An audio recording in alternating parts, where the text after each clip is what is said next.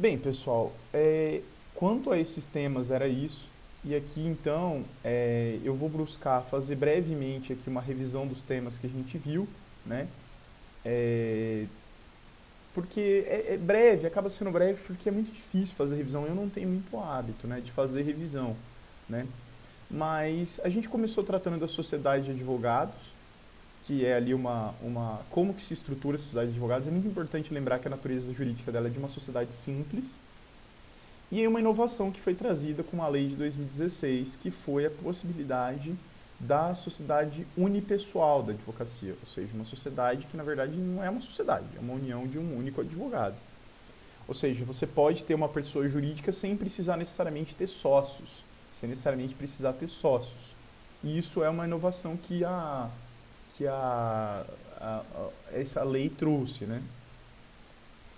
E ela tem registro, a sociedade de advogados ela tem registro na OAB, e esse registro perante a OAB, então o órgão registral aqui vai ser, apesar de ser uma sociedade simples, o órgão de registro dela não vai ser um cartório de títulos e documentos e pessoas jurídicas, e sim a própria OAB, né?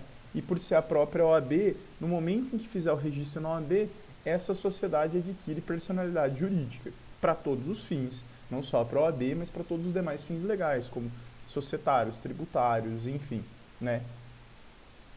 É, tem algumas restrições quanto à acumulação ali, né? Um advogado ele não pode militar concomitantemente em duas sociedades dentro da mesmo território de um conselho seccional, porque não é assim que funciona, né? A OAB não é uma profissão, não é uma carreira em que você é um sócio investidor, então você tem essa limitação, né?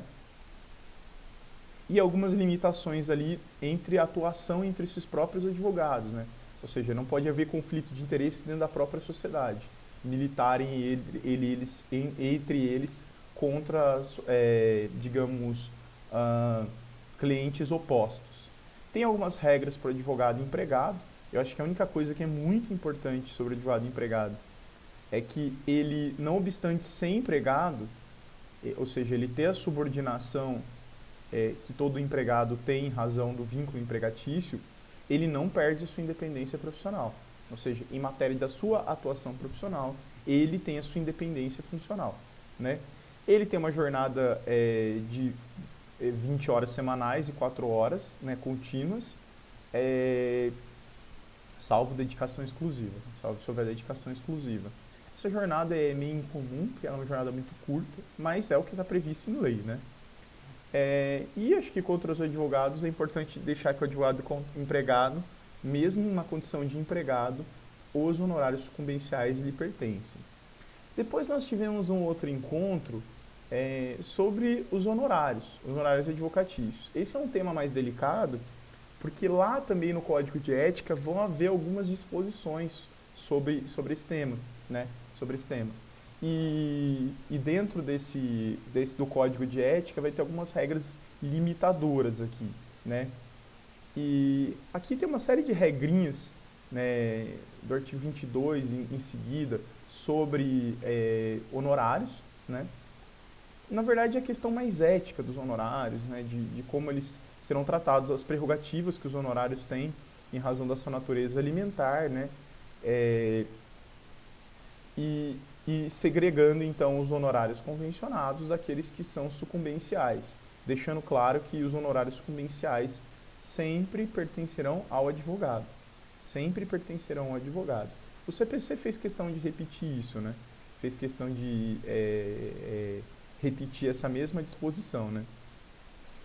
E, bem, aí eu acho que o tema mais importante aqui de a gente falar antes de encerrar, porque a estrutura da OAB a gente já falou aqui, até nesse vídeo hoje acabamos fazendo uma revisão, mas é a questão da incompatibilidade e dos impedimentos.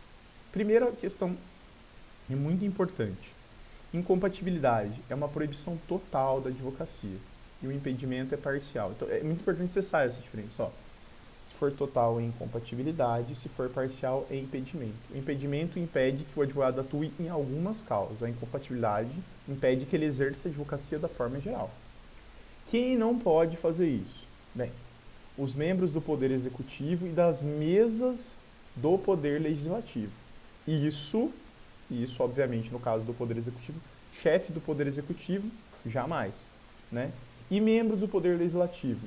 O Estatuto fala exclusivamente em membros do Poder Legislativo da mesa diretora, que é um órgão do Legislativo. Mas aí você teria que olhar também o estatuto do próprio Código de Ética do próprio Poder Legislativo, vendo se ele exige, por exemplo, algum tipo de dedicação exclusiva. Os membros do Poder Judiciário, em geral, Ministério Público, das carreiras policiais também não podem, ocupantes de cargo e função de direção na administração pública direta ou indireta, aqueles que fazem parte de órgãos de julgamento, aqueles ligados ao foro extrajudicial, notários, cartorários, enfim, carreiras militares para quem está na ativa, aqueles que têm a prerrogativa de fazer lançamento, arrecadação, fiscalização de tributo, né? E ocupantes de direção ou gerência em instituições financeiras. Por que essas pessoas são impedidas de advogar? Porque o Estatuto entendeu que esses cargos realmente não tem como, digamos, ter uma compatibilidade, né, entre o exercício deles, por isso o termo é incompatibilidade, porque o exercício desses cargos, que a gente citou aí, do 28, realmente são incompatíveis com o exercício da advocacia, né? Então não tem compatibilidade. Por isso eles vão ser, digamos assim, proibidos, né, de advogar. Por isso eles vão ser proibidos de advogar. O impedimento, né, como eu disse, ele é parcial, ou seja, a pessoa pode advogar, mas com algumas restrições. É o caso dos servidores públicos, que não se enquadrem naqueles cargos de direção, de julgamento ou de lançamento de tributo, que podem advogar se o seu respectivo estatuto profissional permitir, porque pode ser que a carreira que eles exerçam também exija dedicação exclusiva, mas caso não exija, eles poderão sim advogar, desde que, né, não o façam contra a fazenda pública que os remunere. Traduzindo, se o servidor é do município, não pode advogar do município, do Estado contra o Estado, da União contra a União. Os membros do Legislativo que não sejam ocupantes das mesas diretoras, ou seja, da mesa diretora, também podem advogar, desde que não façam isso contra o ente público que lhes remunera, né, o ente público do qual eles compõem o Poder Legislativo, e contra todos os membros da sua administração pública direta, indireta ou fundacional. Ou seja, vocês estão aprendendo aí, professor Ivo, ou aprendendo a professor Ivo, o que é administração pública direta, indireta e fundacional, eles não podem atuar contra essas entidades que compõem a administração pública direta, indireta ou fundacional. Então aí seriam os casos de impedimento, né? Ou seja, eles só um detalhe é que nos casos ali previstos, né, do artigo 28, a incompatibilidade ela é algo absoluto, ela não tem restrições. E o impedimento, que é o previsto no artigo 30, ele na verdade é uma advocacia com restrições, mas é uma advocacia. Ele pode advogar, só que com restrições.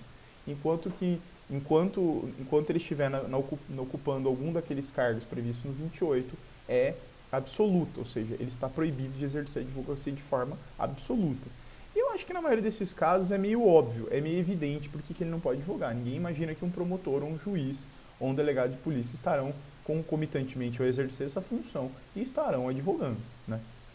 E aí, por fim, para a gente encerrar aqui a nossa revisão, nós falamos da estrutura da OAB, que eu sintetizaria para vocês no artigo 45, né, do Estatuto, onde você tem um Conselho Federal, que organiza e representa a advocacia a nível de Brasil, tem personalidade jurídica, com várias atribuições.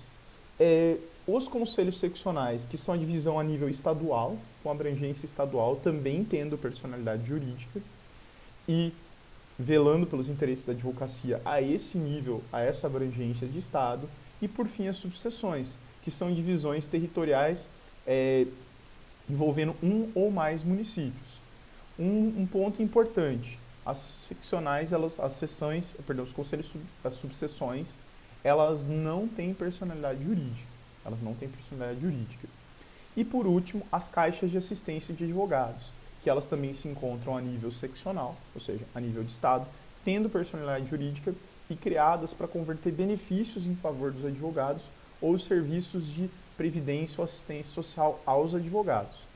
Tudo isso, toda essa estrutura é custeada pela anuidade que é paga pelos advogados, né? Então, dessa anuidade, um tanto vai para o Conselho Federal, um tanto fica para os conselhos seccionais, um tanto é repassado dentro do orçamento dos conselhos seccionais às subseções e um tanto é passado à Caixa de Assistência dos Advogados. Bem, pessoal, é isso, de forma mais sintética, é esse o nosso tema que nós vimos esse bimestre. No próximo bimestre, a gente fala o último tema aqui, que é um pouco sobre processos, mas já entrando no Código de Ética, e depois toda a questão que envolve a ética dos advogados, que é um tema também de suma importância, principalmente para o exame da ordem. Desejo um bom estudo a todos.